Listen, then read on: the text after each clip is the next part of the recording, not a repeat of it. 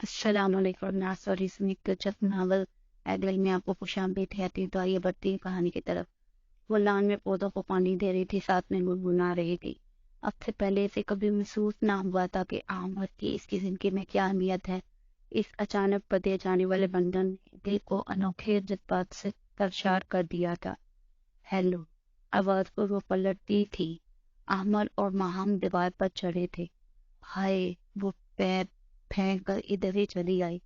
اب کیا پردہ کرنے لگی ہو؟ آمن نے چھوٹتے ہی پوچھا۔ نہیں، اس نفی میں سر ہلایا۔ اگر نہیں تو آ جاؤ پھر۔ اسی مسکراہٹ سے اس نے دعوت دی۔ نہیں، میں شام میں آؤں گی۔ وہ کنفیوز ہی ہو گئی آمد کی نگاہوں سے۔ یہ اچانک کیا ہو گیا؟ اس نے دل پر ہاتھ رکھتے ہوئے سوچا کہ وہاں رکی نہیں تھی۔ آمد اور مہم کا مشترکہ کہکہ سے اندر تک سنائی دیا تھا۔ شام میں وہ مہم چلی آئی اسی شکوے کے ساتھ۔ تم نے ادھر آنا کیوں چھوڑ دیا؟ چھوڑا کب سے ہے؟ وہ مسکرائی۔ جب سے منگنی ہوئی ہے تم نے جھانکا تک نہیں۔ تمہیں کیا پتا کوئی دیدارے دل فرش را کیے بیٹھا رہتا ہے۔ مہم ہنسی تھی۔ یہ بس یار ایک دم سے ہو گیا نا، سب کچھ عجیب سا لگتا ہے۔ پھر احمد بھی تو کیسا عجیب سا ہو گیا۔ اس کی نگاہیں بولتے بولتے وہ رک گئی۔ ہاں، اس کی نگاہوں کو کیا ہوا؟ مہم نے دلچسپی سے اس کو دیکھا جس کے چہرے پر دلکش سے رنگ بکھرے تھے۔ پتہ نہیں، وہ رک موڑ کر کھڑی ہو گئی۔ او کم آن یار، چھوڑو اس قدر اس بیک ورڈ باتیں، اٹھو فٹافٹ ابھی جانے کے لیے تیار ہو جاؤ۔ آمد گرمی نہیں تھا، غنیمت تھا۔ چند لمحے وہ جھجکتی رہی، پھر سب کے نارمل رویوں نے اسے بھی نارمل کر دیا۔ پھر رفتہ رفتہ پہلے جیسی روشی بن گئی۔ ہاں آمر، اب بھی سب کے درمیان کوئی نہ کوئی بات دو-معنی کر دیتا جس سے اس کی دل کی دھڑکنیں کچھ دیر کے لیے رک جاتی، پھر وہ قابو پا لیتی۔ اب وہ پہلے کی طرح اٹھ کر بھاگ نہیں پڑتی تھی۔ انہی دنوں فاخر بھائی کی شادی کا ہنگامہ جاگ اٹھا۔ فاخر عرصہ دراز سے معاملات کے ساتھ منسوب تھے۔ آمر نے بھی اپنا مقدمہ پیش کیا۔ ممی، کیا خیال ہے ایک عرصے میں 2 شادیاں نہ نپٹا لی جائیں؟ ہیں، میں تو آپ کی بچت کے خیال سے کہہ رہا ہوں۔ ممی کے گونے پر فوراً وضاحت کی۔ وہ منہ پھیر کر مسکرانے لگی تھی۔ انہوں نے سرسری سا بابا سے ذکر کیا، لیکن وہ 1 سال تک روشی کی شادی کرنے کا ارادہ نہ رکھتے تھے، اس لیے خاموش ہو گئی۔ گھر میں پہلی شادی تھی، اس لیے کچھ زیادہ اہتمام تھا۔ ممی نہالتی سارا دن پیزا کے ہمراہ شاپنگ کیا کرتی تھی کہ وہ ساری بریز کی مرضی کے مطابق بنا رہی تھی۔ ماہم نے ساتھ روشنی کو بھی اپنے ساتھ گھسیٹا۔ وہ بے حال ہو جا رہی تھی۔ تمہارا ابھی سے ہی حال ہے، اپنی شادی کا کیا کرو گی؟ روشنی نے دکھائی دینے پر اسے ڈانٹا۔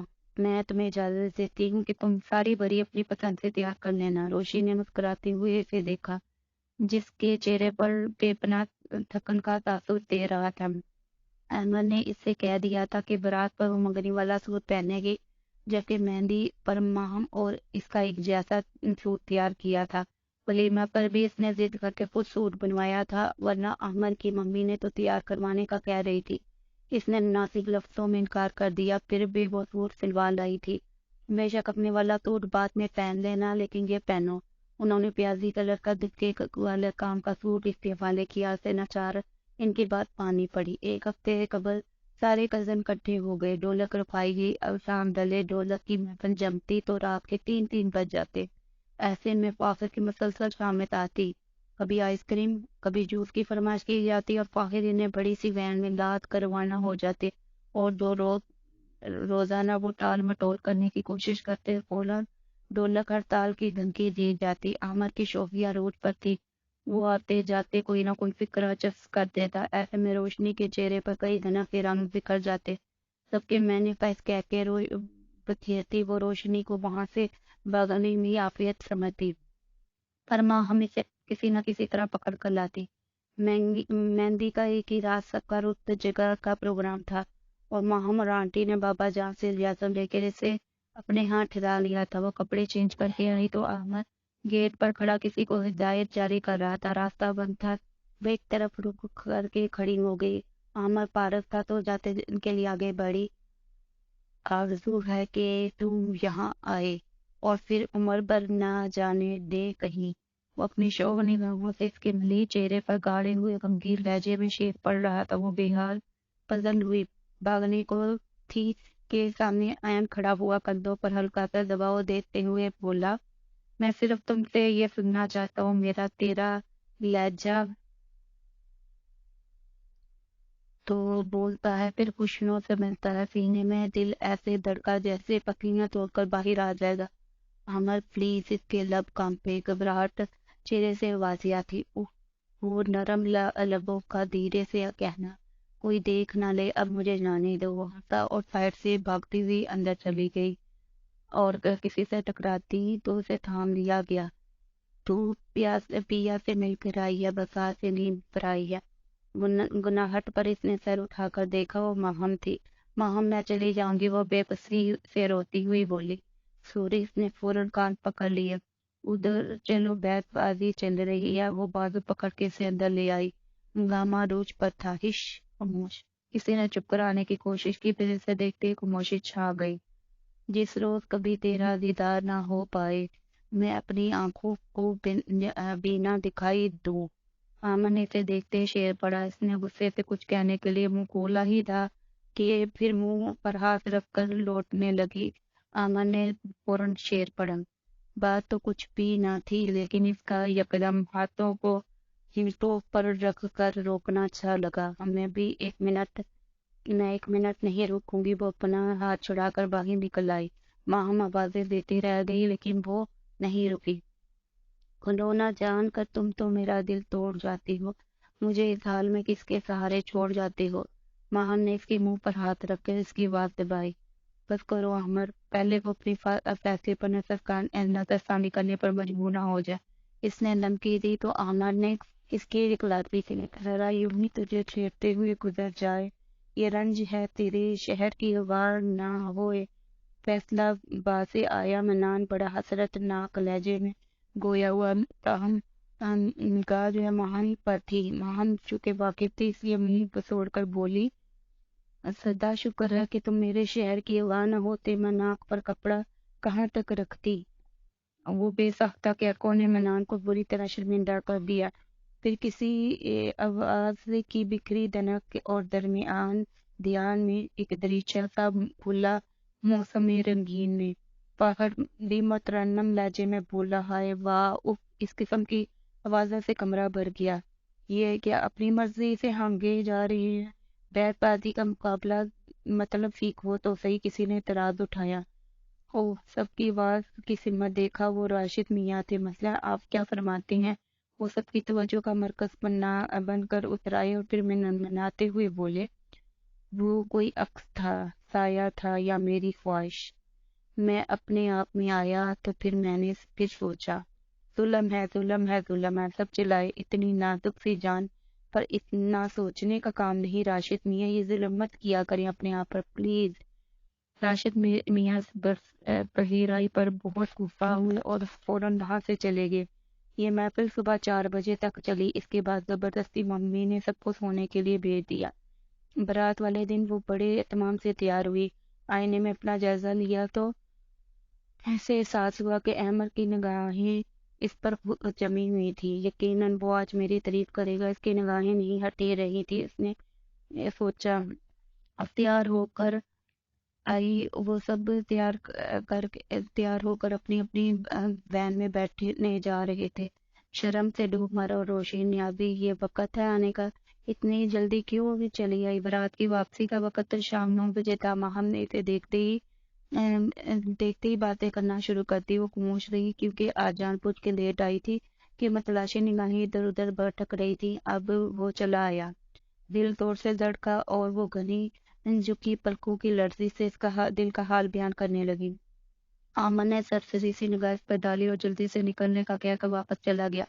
वो एकदम से पूछ गई, फिर क्या। एक भरपूर नजर डाल देता, यही कह देता, रोशनी आज तुम बहुत प्यारी लग रही हो। और फिर वो इसके बाद था भी कोई नहीं था।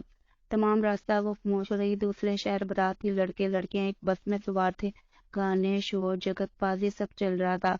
फाखिर दूल्हे बने वो सज रहे थे तो फिजा खूबसूरती बढ़ाने में ब्यूटी पार्लर का कमाल दिखाया था। लोग जल्दी का शोर मचाते हुए शाम में ही हो गई। घर आते आते इतनी थकावट हो गई कि हर कोई आराम करना चाहता था, लेकिन मम्मी ने कुछ रस्में अदा करनी थी। वो जमाई लेती ही हुई रस्में देखती रही और दुल्हन के कमरे में पहुंचते ही वो अपने कमरे में भाग गई थी। रास्ते ही में आमा से टकराव हो गया। वो नाराजगी के इजहार पर रास्ता बदल कर जाने लगी तो वो कहने लगा, क्यों रो रही है? वो साफ लग रहा था कि बन रहा है। वो सज टक्कर आगे बढ़ गई। वैसे आज जरूरत से ज्यादा अच्छी लग रही थी, क्या ख्याल है? लगे हाथ तो रुखसती ना करवा लो। इसने इस शोफी के साथ इसको कहा कि वो खुश हो गई। यही सब कुछ अगर आप सुबह कह देते तो मेरा दिन खराब ना होता। हिम्मत करके इसने शिकवा किया और वो खिलखिलाकर हंस पड़ा। मजीद कुछ कहने से कपल ही वो गेट से बाहर चली गई। वलीमे वाला दिन इसका मूड खुशगवार था। अमर भी कुछ फारिग था, इसलिए बहाने बहाने से चक्कर लगाता था जहां वो मौजूद होती थी। पिज्जा अपनी मैके वालों की तरफ रवाना हुई तो सब मेहमानों ने वापसी का सफर बांधा। अब ये एहतजाज कब तक होगा? मन्नान की निगाहें इमाम पर थी। आपके एतबार से यही रहे तो मुमकिन है कि अगला इज्तिमा आपकी कुल शरीफ पर हो। माउन ने दांत पीसे। जवाबन मन्नान ने ढटाई का मुजाहरा करते हुए अपने दांतों की नुमाइश कर दी। शादी का हंगामा खत्म होते ही जिंदगी रूटीन पर आ गई। पिज्जा और फाकिर 2 हफ्ता के लिए हनीमून मनाने चले गए। अहमद नई जॉब की तलाश में मसरूफ था। ऐसे में माहम के लिए वक्त निकालना मुश्किल हो जाता। फिर भी वो रोशनी को घसीट लाती। वो तो कभी खुद ही इधर चली आती। मामी की मसरूफियात थी। इस रोज इसने खीर बनाई, डोंगे में डालकर माहिम की तरफ आ गई। माहिम लान में टहल रही थी, चेहरे पर शदीद गुस्से के साथ थे। क्या हुआ? वो खीर अंदर देकर वापस आई तो इसी की हफियत में देकर बोली, गधा पाजी उल्लू, समझता है खुद को क्या?